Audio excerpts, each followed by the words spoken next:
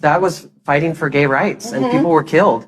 Nobody was killed at Stonewall. Nobody was killed. 2023 was a big year for Drag Race. There was so many moments that had us cheering at our screens, crying in our bed, and even questioning some of the stuff that our eyes were witnessing. For that reason, I thought it'd be fun to look back at the best Drag Race moments of the year, as a celebration to all of the content that we got to see, as well as the achievements that were made adjacent to the show. But before we start, make sure to subscribe to the channel if you haven't already, and follow me on Twitter at GreenGayYT. Now, let's begin. Starting with season 15, first on the list we have Lucy LaDuca's Let Loose song. Despite not being all that talked about when the premiere episode first came out, she would end up becoming a huge meme on social media thanks to the persistence of some Twitter users to make sure everybody knew that we needed to talk about the sensation that was Lucy's talent show. It was quite the viral sensation. The success of her hit song Let Loose prompted Lucy to create a remix version of the song, featuring a verse from both Jan and Lemon. The Let Loose sensation ended up becoming a really memorable part of season 15, and the meme gave fans a reason to want to look at Lucy in a more positive way. The next moment on the list is Anitra duck walking her way into RuPaul's heart, thus earning herself a one-way ticket to the finale. Plus, she got to have a go-to catchphrase to rely on, because whenever she'd tell RuPaul to walk that duck, Ru would just burst out into a laugh. At this point, it's really a dominating part of her brand, to the point where one of her fans brought a real duck to meet Anitra during a meet and greet. MTV's The Real Friends of WeHo damages the airing of season 15. When The Real Friends of WeHo was announced as a gay version of the Real Housewives type of reality show, most people weren't interested. But everything changed when it was announced that season 15, that had started off with the normal 1-hour episodes, was now going to be shortened down to just 40 minutes to appease the airing of Real Friends of WeHo. This had the whole fan base boiling with anger, with even queens from different seasons expressing how mad they were about the disrespect that was happening. Unfortunately, everyone just had to endure it for most of the duration of season 15. The shortened episodes ruined a good portion of the storylines, and thus the quality of the season was reduced too. However, several months after season 15 finished airing, World of Wonder released the full 1-hour episodes that were originally intended to air, proving that yes, the season would have been a lot better had it never been shortened to begin with. So next on this list is Princess Poppy's whole trajectory with her Drag Race career. After Princess Poppy ended up being the second queen eliminated from season 15, we didn't hear much about her in the weeks that followed. She flew mostly under the radar, not releasing any significant content on social media. If we add that to the fact that in her short run on her season, we didn't get to know much about her, she was sort of an empty slate. But all of a sudden, as we approached the finale and reunion for season 15, she began to catch some of our attention. On the reunion episode, viewers were so happy to learn that Princess Poppy had quit drag. Along with that, she dressed up as Rebecca Glasscock for the episode, shedding a new light on her personality that honestly was intriguing to many people, including myself. What's even more meta is that if you go to check out Princess Poppy's Instagram, she's basically turned it into a meme page. And honestly,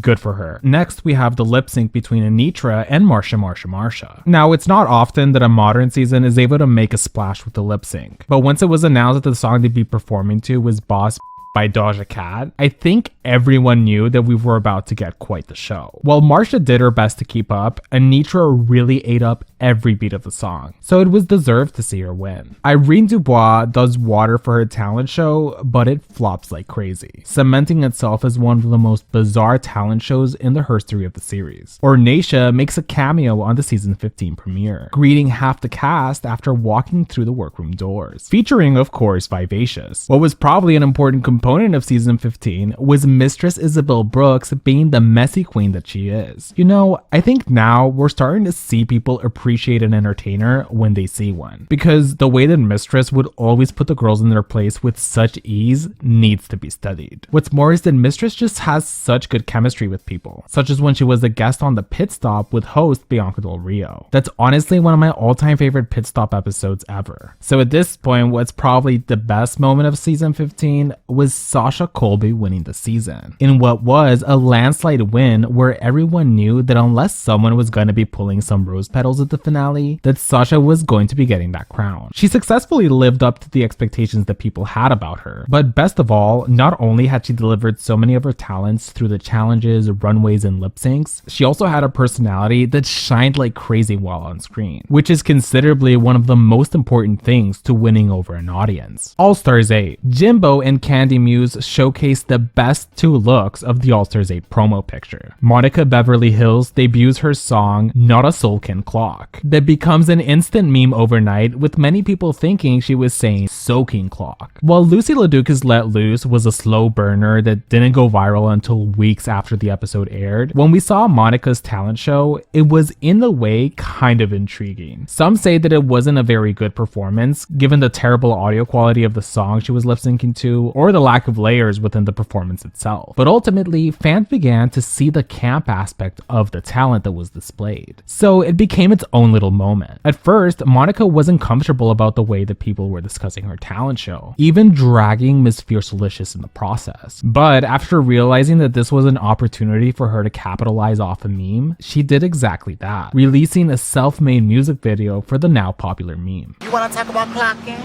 Let's talk about clocking. Let's talk about it. Not a soaking clock.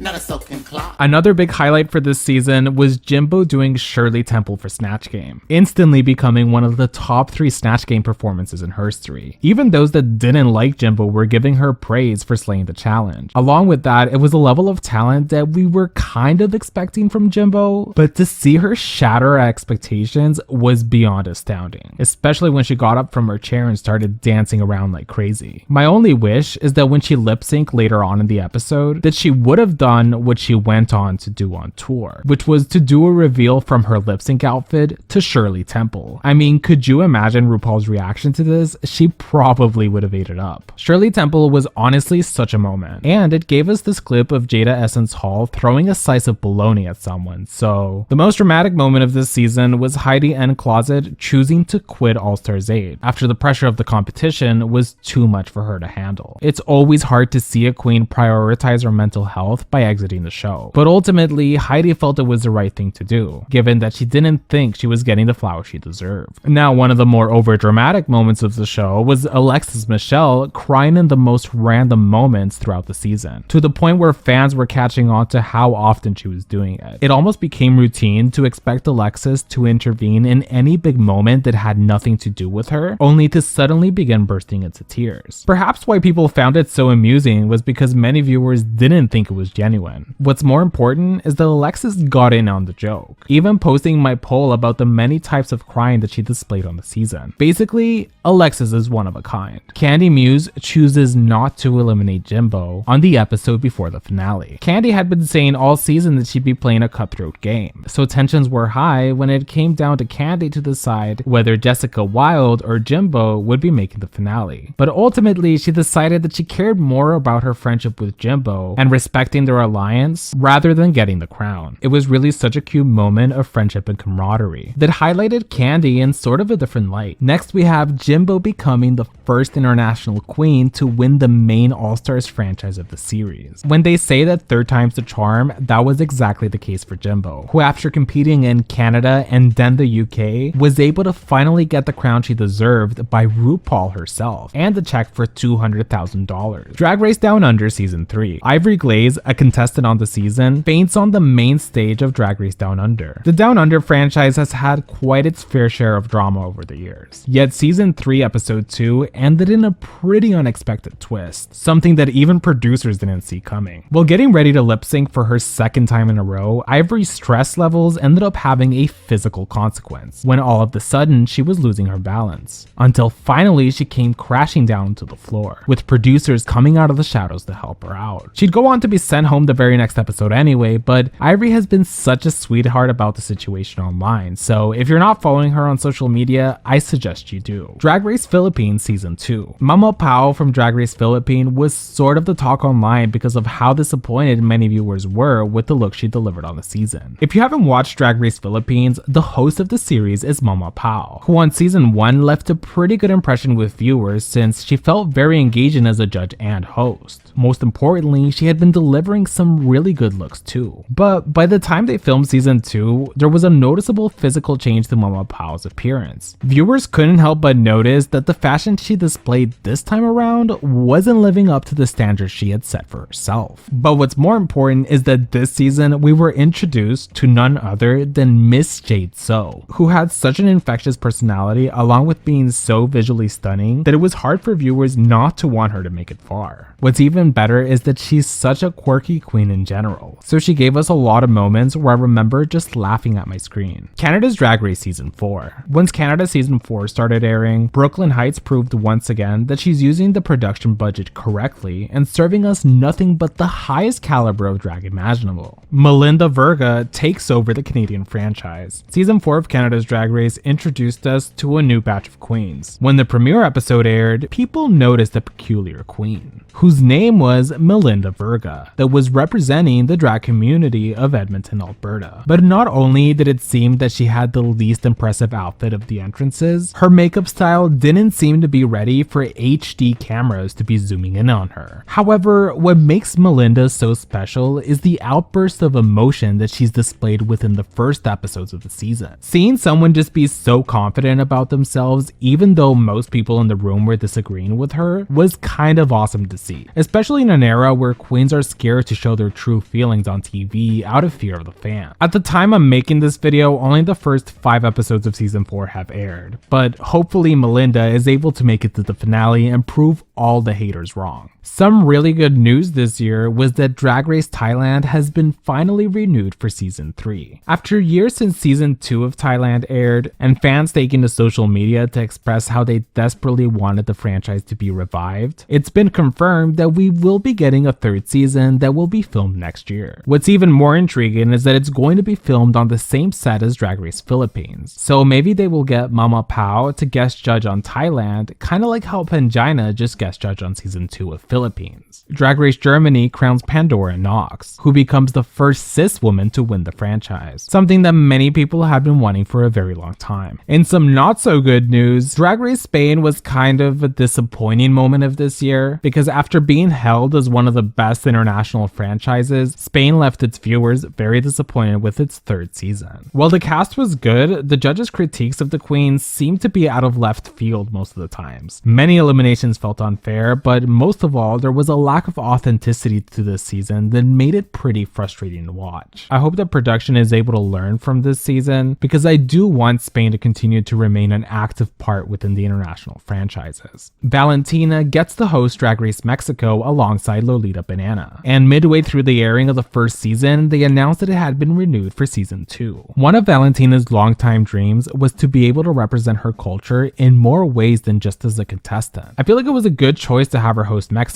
She does have many qualities about her that make her exude the energy that a host should have. But there's rumors that she won't be returning to Season 2. So if you know any tea about this, let me know down below. Drag Race Sweden aired its 1st season of its franchise, with Admira Thunderpussy winning the whole season. We got a contestant who straight up threw shade at the host after being eliminated and saying, quote, "Well, you know what they say, only RuPaul can judge me." You know what they say?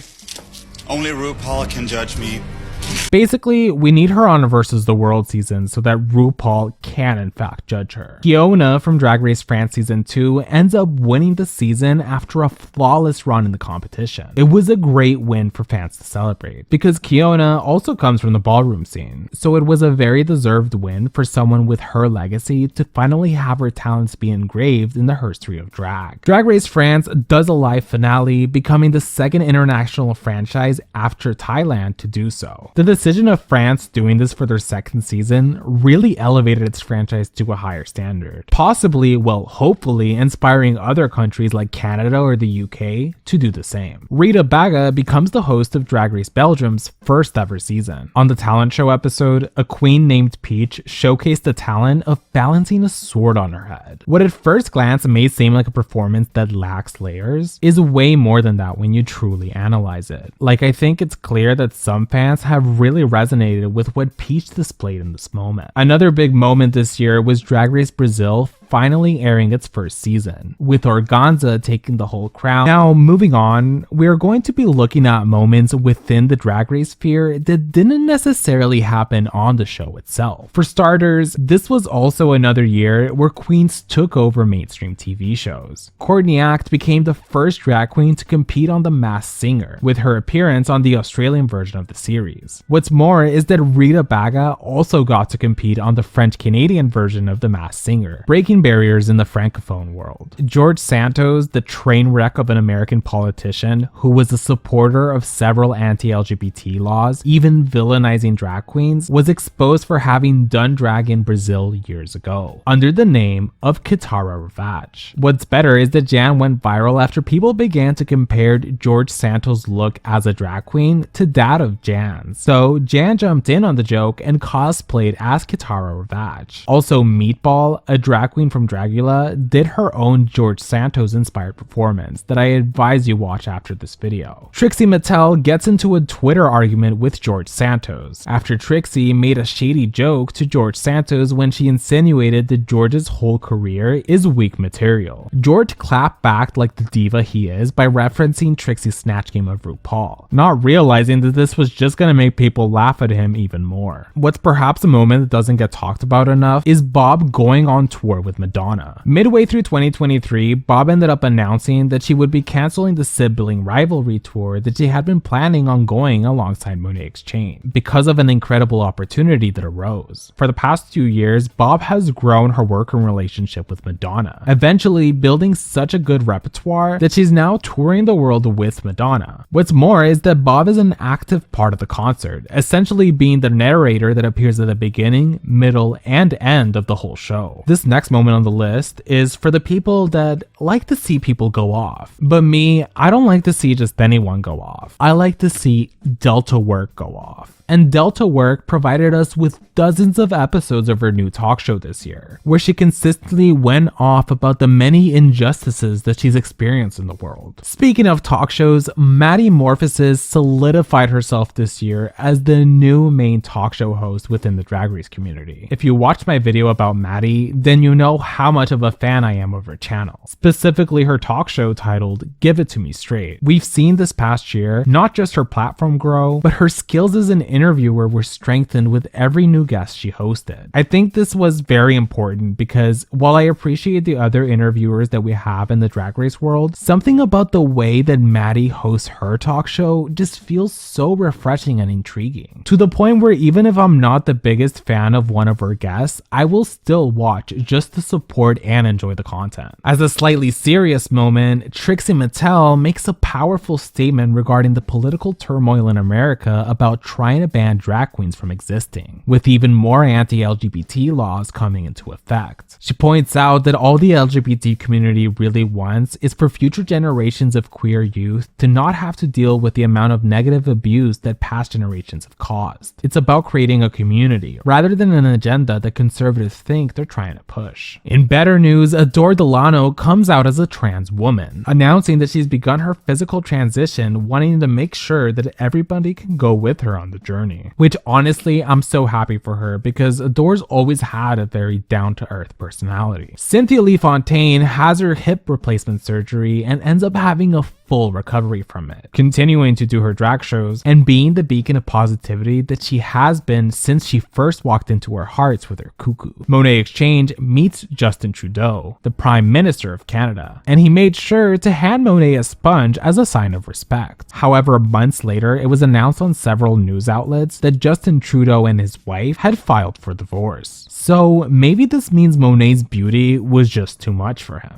One of my favorite moments this year was Willem stealing the show on Family Feud, proving that to this day she's TV gold. Family Feud had a special drag queen themed episode that included a lot of queens that had been on Drag Race, and Willem made sure to capitalize on every moment she was on screen. All this made me think is that it's such a shame that we won't see her in any competition setting like Drag Race again. But anyways, Priyanka, the winner of Canada's Drag Race Season 1, is revealed to be a lip sync assassin on All Stars 8. This was an awesome moment since Priyanka had been waiting for a chance to be able to meet RuPaul in person, so this was perhaps the best way it could have happened. Priyanka said that production originally did not reach out to Priyanka to be on this episode, as it was originally meant to be Kylie Sonique Love. But since Kylie had to cancel, Priyanka contacted production herself to ask to be an assassin for the episode, and within a couple days, World of Wonder reached back to her to confirm that she could do it. Not just that, but Priyanka also became the first Ru Girl to have one of her songs, titled Come Through, featuring Lemon, to be used as a lip sync song on Canada's Drag Race Season 4.